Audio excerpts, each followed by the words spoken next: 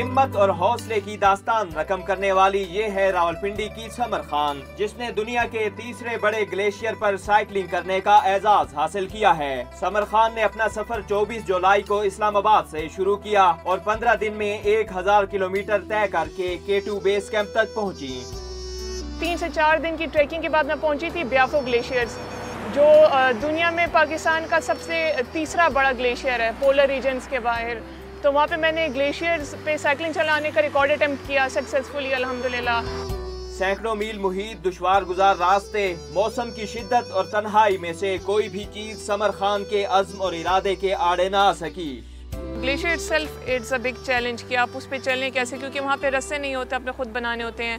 وہاں پہ plane roads کچھ بھی نہیں ہوتا، پہاڑ ہوتے ہیں، پتھر ہوتے ہیں، لینڈ سلائڈنگ ہوتی ہے، آپ نے اس میں سے مینیج کرنا ہوتا ہے۔ سمر خان اس سے قبل خجراب تک سائیکل کا سفر طے کر کے قومی ریکارڈ بھی بنا چکی ہیں۔